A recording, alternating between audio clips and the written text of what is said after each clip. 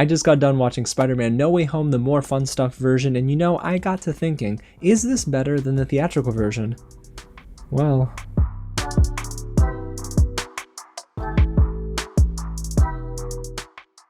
What's going on, everyone? James here with another real review, and yes, I just got done watching Spider-Man No Way Home, the more fun stuff version at my local Cinemark on National Cinema Day. Yes, the ticket only cost $3, and boy was it a blast. However, I do have some spoiler-free thoughts and some spoiler-filled thoughts, along with a breakdown of all the added scenes that I could take notes on. I might have missed some, so let me know in the comments if I did when we get there, and time codes are below if you just want to maybe see this re-release for yourself first and then come back to this video. And guys, if you're a big Spider-Man fan just like me, hit the big red button below, subscribe to the channel for more Marvel content just like this, because the year is still young.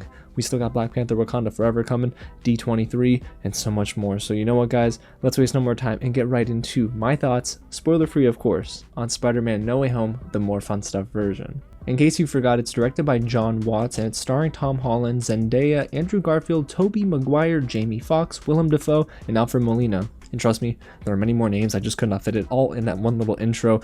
And the more fun stuff version, as we already know, has included 11 minutes of added footage or extended scenes. So I will break those down, but again, this is the spoiler-free section, and let's just say some were warranted and some were not. So yes, before I answer the question of whether or not this is better than the theatrical version, I just have to preface my thoughts with this. The theatrical version of Spider-Man No Way Home is perfect. It is a perfect Spider-Man film, and it is in my top 2 for the MCU, and it ain't number 1. Okay, so it is number 2, but man, I loved this film when I first saw it, when I saw it at home, and watching it again in theaters, it did bring me joy. And my theater was decently packed for a 10:30 a.m. showing. I was really surprised that there were some fans in attendance, and it was nice to see those who, of course, have watched this movie more than once understand where these added scenes took place, and we all cheered and we all kind of cried. Yeah, there were still some tears when Andrew Garfield went to save MJ, and me included, because that scene always gets me. But I do think that the pacing, of course, is better in the theatrical version. Now, is the more fun stuff version a slog? Absolutely not. It's just you can tell that there is a clear and notable difference between both versions and how well they play.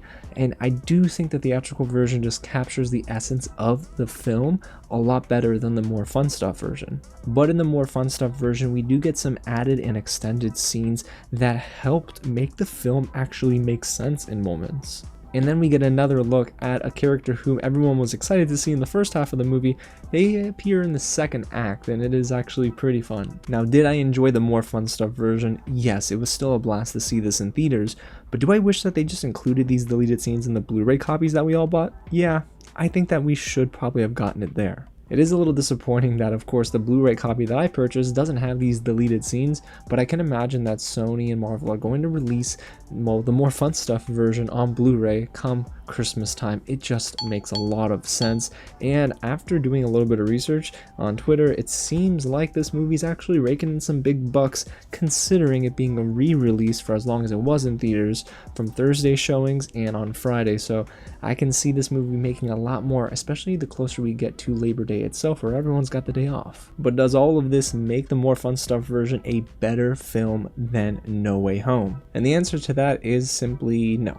The more fun stuff version to me is not a superior version of this film. I still enjoy the theatrical cut a whole lot more. I wouldn't really call the more fun stuff version like a director's cut or an assembly cut, because I heard from some of my friends that apparently they did film scenes with Tobey Maguire Spider-Man and Green Goblin, and we didn't really see that, did we, in either of these versions? So it is interesting to know that there's more footage out there. So I would imagine an assembly cut of this movie is probably close to like 3 hours and 20 minutes, if maybe longer. So yes, is it still a good watch? I think it is, and I do think that you should see it, especially if you're even morbidly curious.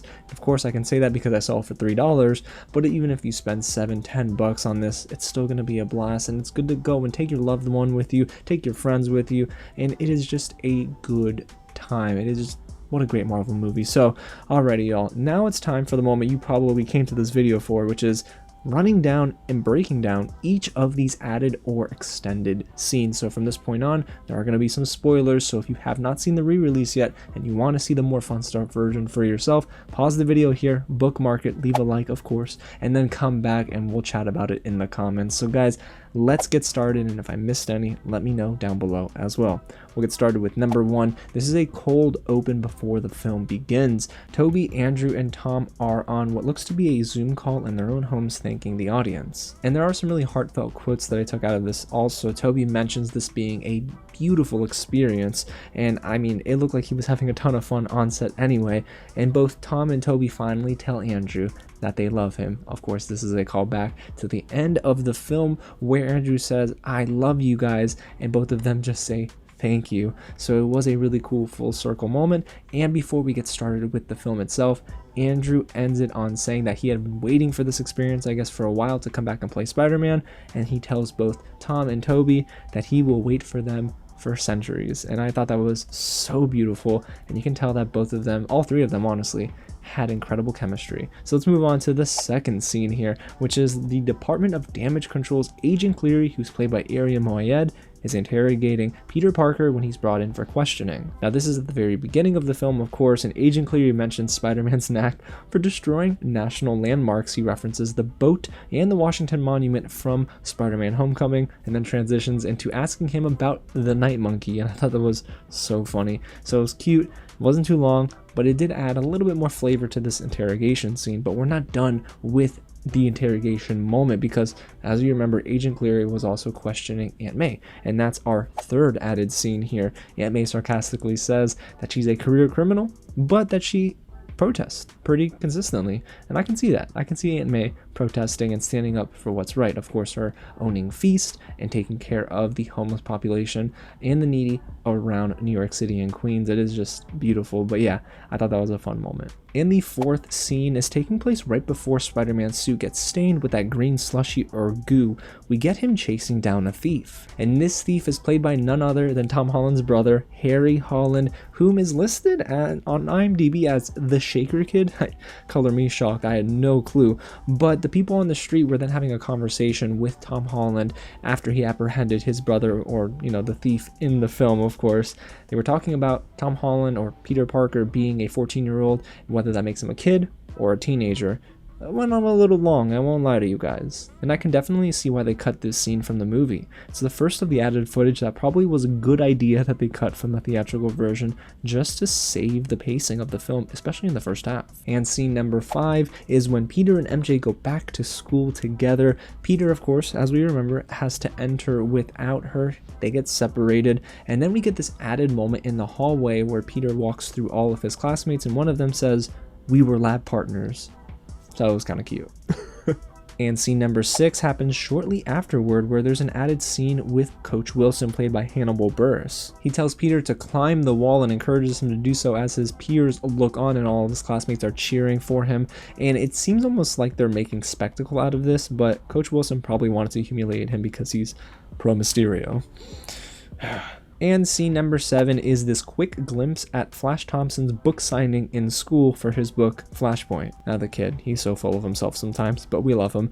Scene number 8 is Betty Brand, where she gets a lot of love actually in the More Fun Stuff version, and this is one of 2 of her added scenes, and this one is actually probably the worst one of the bunch. She has sit-down interviews with Peter's teachers, Mr. Dell and Mr. Harrington, along with Coach Wilson and, of course, Betty's former boyfriend, Ned, who clearly both still have feelings for each other. But I'm very glad that this scene got cut. It started off funny, but then it lingered a little too long, and unfortunately took up the chunk of that 11-minute added scenes runtime that we got, but it didn't need to be present here even in this version. It just kind of destroyed the pacing a bit, and a lot of momentum was kind of simmered because of this moment. I do prefer her second moment, which comes later on in this list, but we'll eventually get there. Let's go ahead and transition to scene number 9, and that is Peter Parker's call with Flash Thompson after leaving the Sanctum Sanctorum, and that is slightly extended. He asks Flash for the name of the MIT staff member to help give them a second chance in applying, and Flash says yes, but only when Peter offers to tell the world that Flash is his BFF. And of course, that will never happen. I mean, Flash is so gullible. So we're now moving on to scene number 10, and this is a montage that takes place in the Undercroft. And the needle drop here is excellent. Monster Mash plays in the background while MJ, Ned, and Peter get tools together in the Undercroft itself. It was so much fun, and then of course it leads into everything else. I don't have to tell you what happens after that.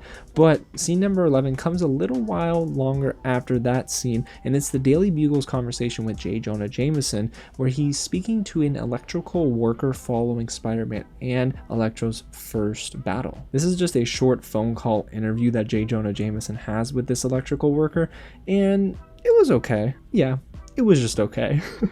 Let's go ahead and move on to probably my favorite added scene because it just made sense and is one that I really wish was kept for the theatrical version. And that's scene in number 12, where Matt Murdock is seen representing Happy as Happy's lawyer. And during this press conference that they're having to try and clear Happy's name of any wrongdoing, he ends up checking his phone and sees that Peter, Aunt May, and the rest of this gang, they're entering his condo. Now, like I just mentioned, this is one scene that actually adds flavor to the film in a way where we understand how Happy even saw that, well, Electro, Sandman, and everyone else were entering into his condo. It wasn't a simple phone call that Happy made to Peter asking, "Who the heck is entering my house?"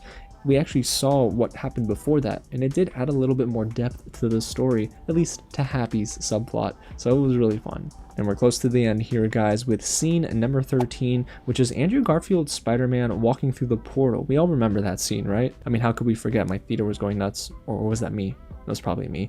But he has this chat with himself almost here in this scene where he's talking a lot about magic and this string theory. Now, I'm not 100% sure this is an added moment or an extended scene, but let me know down below in the comments if it is new or if it's not, because it didn't sound familiar to me. And scene number 14 is the extended conversation between all three Peters at the Statue of Liberty. It was so good. I could hear them speak with one another forever. All the charisma, all of the jokes, the humor, it was on point. I do understand why they took this out of the theatrical version. It's because it just takes a little bit too long to get to the next phase, which is, well, all of our big bads coming to the Statue of Liberty for their big showdown. I actually really loved, though, all three of them building this rapport very quickly, and guys, darn it, I wish they had more time together. I know, it's selfish of me.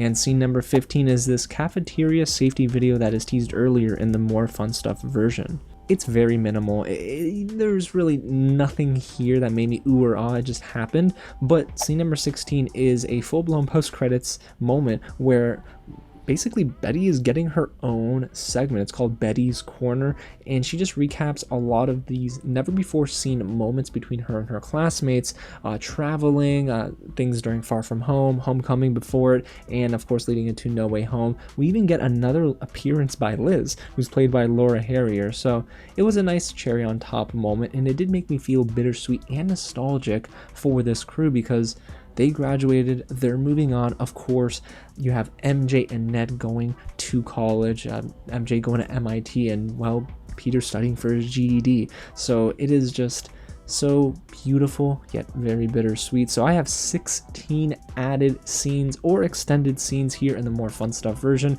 And guys, if I missed any, again, let me know down below in the comments. But it was so fun breaking each of these down with you. I would say my favorite is Matt Murdock with Happy, and of course, right behind it are the three Peters having their conversation. And my least favorite is probably the very first TV news segment with Betty, with all of those sit-down interviews.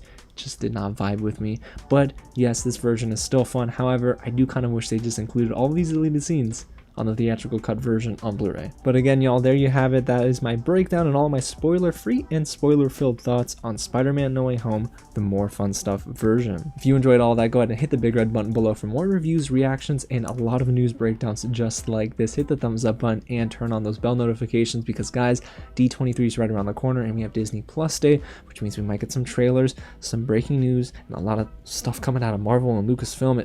It's going to be a crazy week, y'all. Again, thanks so much for watching, and I'll catch you at the next screening. And I'm seriously, why is my Peter 4 application stuck? Just submit it. Submit.